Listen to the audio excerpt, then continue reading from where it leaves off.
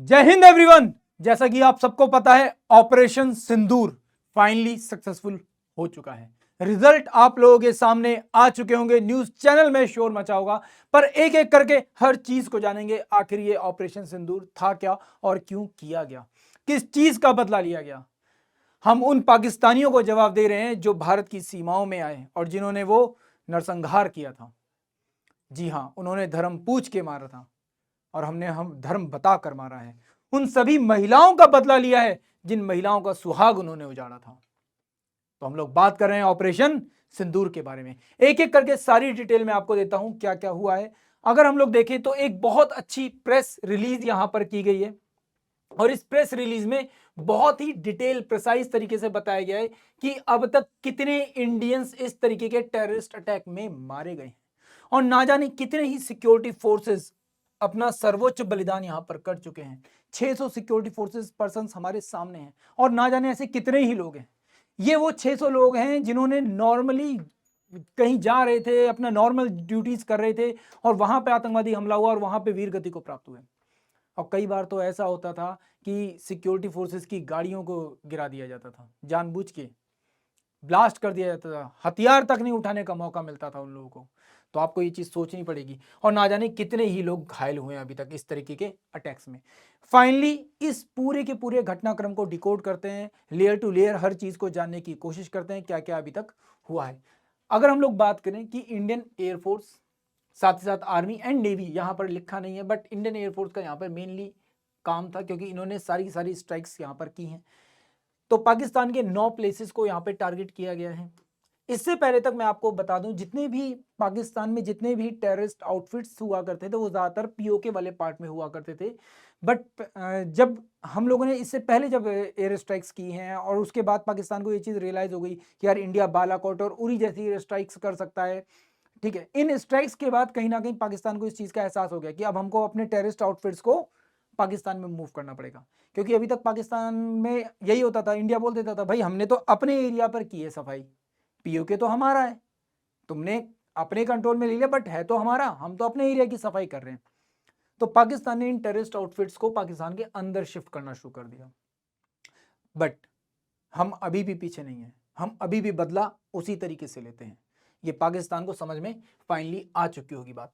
तो 7 मई air siren बजना था India में मॉक ड्रिल का, पर मोदी जी यहां पे थोड़ी सी बात बताना भूल गए कि मॉक ड्रिल एक्चुअल में पाकिस्तान में होगी। तो वो मॉक ड्रिल हो चुकी है, ठीक है। तो खैर मजाक की बात है, पर नो डाउट मॉक ड्रिल के लिए आप लोग तैयार रहिए, ठीक। एंड आगे भी भविष्य के लिए आपको तैयार रहना। बदला किस चीज का लिया गया तो आपको पता है, पहलगाम में 26 सिविलियंस को मारा गया था, जिसमें से 25 जो थे वो इंडियंस थे, प्लस एक जो पर्सन था वो नेपाली था, वन वॉज फॉरनर, वो नेपाली व्यक्ति था जो कि यहाँ पे मारा गया। स्पेशली इस चीज को ध्यान रखकर मारा गया और ये मैसेज दिया गया कि मोदी को बताना, आप भारत की जो आइडियोलॉजी है उसको आप कहीं ना कहीं क्या नुकसान पहुंचाने की कोशिश कर रहे थे। और इस चीज का बदला भारत ने बहुत अच्छे तरीके से यहां पर लिया है। ये टेररिस्ट आउटफिट्स के वो कैंप्स हैं, आप सोचो हमारे पास कितनी इंफॉर्मेशन थी। हमारे पास इस तरीके से 21 टेररिस्ट आउटफिट्स की कंप्लीट इंफॉर्मेशन थी, 21 आउटफिट से जहां पर हमको जानकारी थी, पर हम लोगों ने उन स्पेशली 9 टारगेट्स को हिट किया जो कि एक्चुअल में इस पहलगांव अटैक के पीछे थे या इससे पहले जो अटैक्स हुए थे उनके पीछे थे। तो स्पेशली उनको टारगेट किया गया ताकि मैक्सिमम से मैक्सिमम टेररिस्ट को मारा जाए। जरूरत नहीं पड़ेगी पाकिस्तान को कब्र बनाने की, पाकिस्तान को लिटरली कोई जरूरत नहीं है इस वक्त कब्र बनाने की। हमने ऑलरेडी ऐसा अटैक किया है कि उनकी कब्र वहीं पर बन गई है। अब पाकिस्तान को कुछ जरूरत नहीं है वहां पे काम करने की। फाइनली वो 9 टारगेट्स कौन कौन से थे ये आपके सामने अगर आप लोग देखेंगे, इनमें से जो ये टारगेट्स हैं ये पाकिस्तान मतलब पीओके वाले पार्ट से जुड़े हुए पार्ट टारगेट्स से, अगर आप लोग देखोगे सॉरी 4 जो टारगेट हैं वो पीओके वाले पार्ट से जुड़े हुए थे, बाकी जो हैं वो पाकिस्तान के अंदर के टारगेट्स थे। यहाँ पे आप लोग देख सकते हैं मरकज सुभान का, ठीक है। दूसरा जो आउटफिट था उसका नाम था मरकज तैयबा। तीसरा जो है वो है सर्जल। दूसरा है महमूना जोए का सियालकोट में। तीसरा है मस्जिद अली हदिल का। एंड इसके बाद है छठा मस्जिद अब्बास का कोटली में, फिर आता है मरकज रहल का जो कि ये भी कोटली में था, एंड फिर आता है यहाँ पर सबानी नाला का कैंप, एंड फिर आता है यहाँ पर सैंद विलाल कैंप। ये वो सारे कैंप थे जिनको हम लोगों ने अटैक किया है और बहुत प्रिसाइजली अटैक किया। साथ ही साथ हमारी फोर्सेस ने इस चीज का भी ध्यान रखना कि कुछ भी हो इससे किसी भी सिविलियन को कोई नुकसान ना हो। फाइनली आफ्टर दिस अटैक इस चीज को भी क्लियर किया गया, हमने ये बोला कि भाई हमारा जो अटैक है वो बहुत ही ज्यादा डिसाइडेड है, हम इस चीज को एक्सक्लेट नहीं करना चाहते, हमारा सिर्फ और सिर्फ फोकस उन लोगों को टारगेट करना था जिन्होंने भारत में ये नरसंहार किया। उस नरसंहार का बदला हम लोगों ने ले लिया है, हम इस चीज को ज्यादा एक्सक्लेट नहीं करना चाहते। आप करना चाहते हो तो हमें बता दो, हम उसके लिए भी तैयार हैं, हम उसके लिए भी तैयार हैं, और देश का बच्चा बच्चा इसके लिए तैयार है। फाइनली कौन कौन से एरिया थे और पाकिस्तान के कितने अंदर हम लोगों ने अटैक किया। भारत आज के टाइम पर जब बोलते हैं ना ये बदलता हुआ भारत है, तो भाई भारत बदल चुका है, अब तुमको बदलना बाकी है। ये बदलता हुआ भारत बहुत बदल चुका है, अब अपने आप को बदलो, उस विचारधारा को बदलो। तुम भारत से लड़ रहे हो, ठीक है, एटॉमिक पावर की धमकी दे रहे हो, ये सारी चीजें कर रहे हो। भारत बहुत आगे पहुंच चुका है तुम्हारी सोच से। अब अगर तुमको कुछ करना है तो तुम भारत से लड़ो, उसकी इकोनॉमिकल पावर को लेकर लड़ो कि भारत इतना डेवलप हो सकता है तो हम भी डेवलप होकर दिखाएंगे। तुम लड़ना चाहते हो तो हमारे एग्रीकल्चर से के बराबरी करके दिखाओ, तुम लड़ना चाहते हो तो हमारी इंडस्ट्रीज की बराबरी करके दिखाओ, जो इंडियन डायस्पोरा है उसकी बराबरी करके दिखाओ। आज जहां पर भी इंडियंस जाते हैं वो अपना परचम लहरा कर आते हैं, तुम उसकी बराबरी करके दिखाओ। तुम वो नहीं कर सकते, तुम सिर्फ और सिर्फ क्या कर सकते हो, इंडिया को अंदर से कमजोर करने की कोशिश कर सकते हो, और वो ही पाकिस्तान करना की कोशिश करता है, और हर बार यहां पर मार खाता है, हर बार यहां पर मार खाता है। फाइनली ये चीज आपको पता चल चुकी है, mainly Indian army, navy and air force भी यहां पर शामिल थी, तीनों ही सेनाओं ने शामिल होकर यहां पर क्या किया, काम किया। सबसे बड़ी बात, हम लोगों ने कोई भी बॉर्डर क्रॉस नहीं किया, विदाउट क्रॉसिंग बॉर्डर हम लोगों ने ये सारा का सारा काम किया है। स्पेशली राफेल का यहाँ पर बहुत ज़्यादा यूज़ किया गया है, तो यहाँ पर आप इस चीज़ को ध्यान रखिएगा, ठीक है। वेपन्स जो यूज़ किए गए हैं वो बहुत डिसाइडेड तरीके से यूज़ किए गए हैं, तो जैसा कि मैंने आपको बताया। फाइनली अभी इसके बाद एक और बड़ी मजेदार सी बात है, मैं जब वीडियो बनाने वाला था, ये रिकॉर्ड करने वाला था, उस समय के ऊपर बड़ी इंपॉर्टेंट सी अपडेट आई, तो मैंने कहा यार ये भी आपको देनी जरूरी है, तो वो इसके बाद है। फाइनली स्केपल मिसाइल अगर बात करें तो एक क्रूज मिसाइल है, सबको पता है, स्टैम्प शैडो भी इसको कहते हैं। 450 kg का वॉरहेड लेकर जा सकती है, ठीक है, अराउंड 250 किलोमीटर अंदर तक ये स्ट्राइक कर सकती है। बहुत ही अच्छे से जीपीएस के थ्रू ये अपनी मैपिंग करती है और टारगेट को बिल्कुल पिन पॉइंट तरीके से हिट करती है। साथ ही साथ सेम हमर गाइडेड बॉम्ब, तो हमर के बारे में बात की जाए, बिल्कुल इसी तरीके से एक रॉकेट बूस्टर है, इजीली विंग्स के थ्रू गाइड हो सकता है, एंड 70 किलोमीटर तक की एक्यूरेसी के साथ क्या कर सकता है, ये अपने टारगेट को हिट कर सकता है।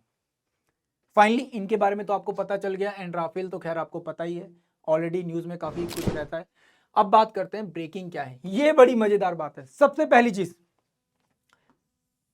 टेररिस्ट कमांडर मसूर भाई साहब ये निपट गए हैं, ठीक है, ये फाइनली निपट चुके हैं। इसके अलावा अगर आज के टाइम पर बात करें, जैश ए मोहम्मद ने खुद मुंह खोलकर बताया है, मतलब जैश ए मोहम्मद जो आउटफिट है उसने खुद मुंह खोल के बताया जी, हमारे जो मौलाना मसूद अजहर जी हैं, इनके परिवार के सब लोग निपट चुके हैं, सब लोग जा चुके हैं, सारे मारे जा चुके हैं। हाँ, मसूद अजहर की अभी थोड़ी खोज खबर लेनी बाकी है, शायद हो सकता है वो भी वहीं कहीं दफन होंगे, तो जब मलबा हटेगा तो शायद हो सकता है मिल जाए फाइनली, बट अभी इनके बारे में जानकारी मिलनी बाकी है।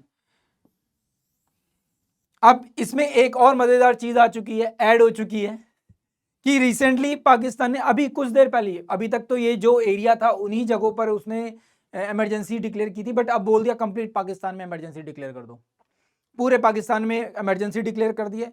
पाकिस्तान ने इसे एक्ट ऑफ वॉर की तरीके से देखा है और बोला है कि हम इसका रिटेलिएशन करेंगे, कब करेंगे कैसे करेंगे ये अभी हमें नहीं पता, पर हमारी फोर्सेस इसके लिए तैयार है।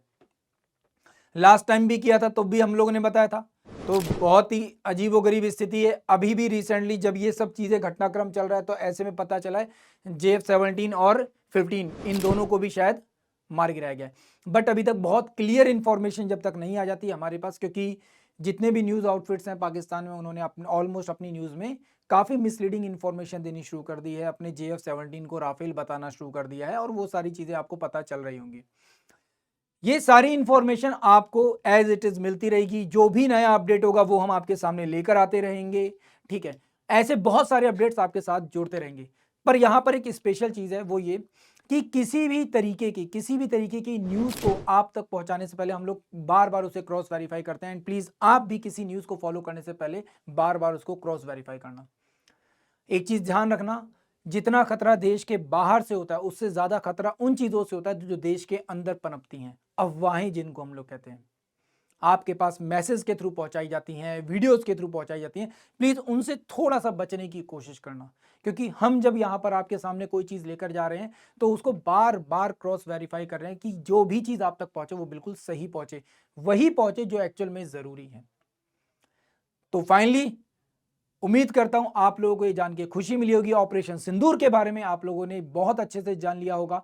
आगे जो भी अपडेट्स होंगे वो हम आपके लिए लेकर आते रहेंगे। एंड इसी के साथ यहां पर कुछ इंपॉर्टेंट चीजें और भी हैं। अगर हम लोग बात करें ऑपरेशन सिंदूर के बाद पाकिस्तान का क्या क्या इंपैक्ट पड़ा है, पाकिस्तान ने 48 आवर्स के लिए अपना कंप्लीट एयर स्पेस ब्लॉक कर दिया है। साथ ही साथ जो इनके प्रधानमंत्री साहब है शरीफ जी, इतने शरीफ हैं कि इनको कुछ पता ही नहीं है बेचारों को, इनको कुछ नहीं पता। इसे एक्ट ऑफ वॉर का है, जो कि मैंने आपको ऑलरेडी बता दिया। पाकिस्तान ने बोला कि हम इसका एक स्ट्रॉन्ग रिस्पॉन्स देंगे, ठीक है। इसके अलावा इमरजेंसी, ये खैर मैंने आपको बता ही दिया इमरजेंसी वाली बात। तो ये पूरा का पूरा घटनाक्रम जो फाइनली आपके सामने हुआ है। अब इस बीच में एक और मजेदार चीज आती है, और वो है मनोज नरवणे जी। मनोज नरवणे जी के बारे में बात करें तो नो डाउट आर्मी स्टाफ रह चुके हैं, ठीक है, जनरल रह चुके हैं, अब तो खैर आज के टाइम पर एक्स बोलते हैं हम लोग, ठीक है। बट अगर इनके बारे में बात करें तो इन्होंने एक ट्वीट और कर दिया यहाँ पे, अभी पिक्चर बाकी है, अब घबराहट और ज्यादा बढ़ गई है। अब घबराहट इतनी ज्यादा बढ़ गई कि अब क्या होने वाला है भाई, कर तो दिया, अब क्या करोगे, ठीक है। तो ये तो सिर्फ टेलर या टीजर है, तुमने गलती से थोड़ा सा और हमें छूने की कोशिश की तो हो सकता है पूरी की पूरी पिक्चर ही बना दी जाए। तो पिक्चर अभी बाकी है दोस्तों, आगे देखते हैं क्या होता है। जल्दी मिलते हैं कुछ और नए अपडेट्स के साथ। उम्मीद करता हूं आपको ये वीडियो पता चला होगा, अच्छे से इंफॉर्मेशन मिल गई होगी। प्लीज मिस इंफॉर्मेशन से जितना हो सके अपने आप को बचा कर रखिए। मुझको दीजिए विदा, थैंक यू सो मच, जय हिंद।